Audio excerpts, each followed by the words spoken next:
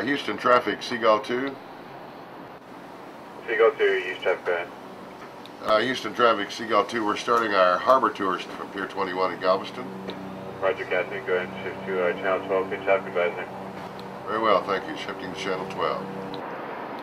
Departing Pier 21 in Galveston for our harbor tour.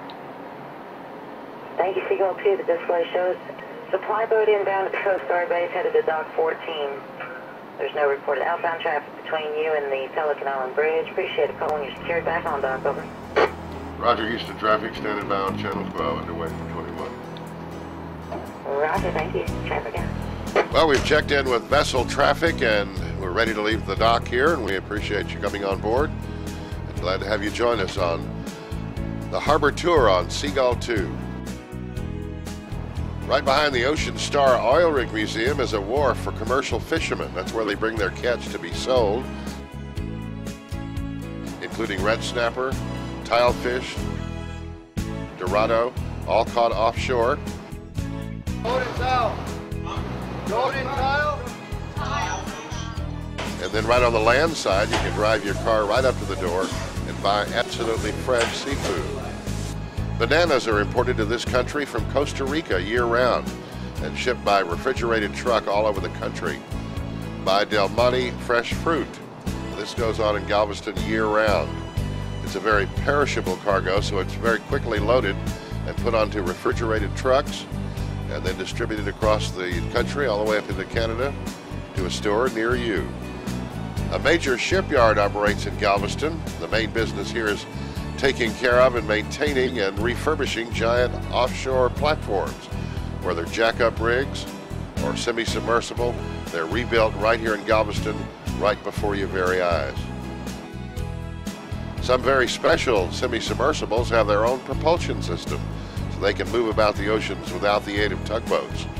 Bulk grain vessels come to Galveston to load wheat that's been grown all across the Midwest and brought by rail to Galveston, then loaded onto ships, which take the wheat all over the world. We see historic landmarks like Seawolf Park and the submarine Kavala, which served in the Pacific during World War II. This submarine sunk the Japanese aircraft carrier that had led the attack on Pearl Harbor. Atlantic bottlenose dolphins live in Galveston Bay and are seen on almost every trip on SeaGull 2. There's a free ferry service from Galveston Island to Bolivar Peninsula, the next barrier island up the coast. Supply boats provide the essential link between the offshore oil field and shore, taking out supplies to platforms and changing platform crews.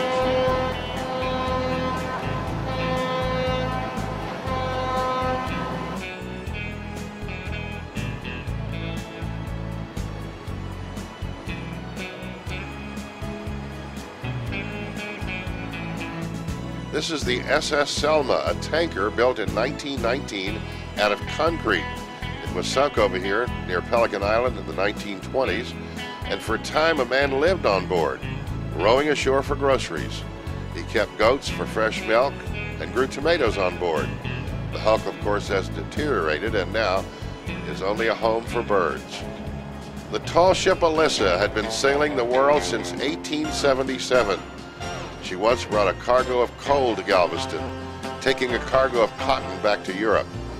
The Galveston Historical Foundation's Texas Seaport Museum found the ship in a shipyard in Piraeus, Greece, waiting to be cut up for scrap. Today it is restored to its former glory, one of only 2 such ships in the United States still sailing. A volunteer crew trains year-round to sail Alyssa onto the open waters of the Gulf.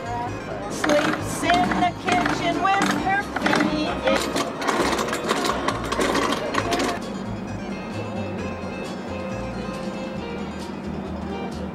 Way hey, up she rises, way hey. Unlike ships of the past, commercial ships today need diesel oil to propel them. Visiting cruise ship is being refueled here right now from a barge.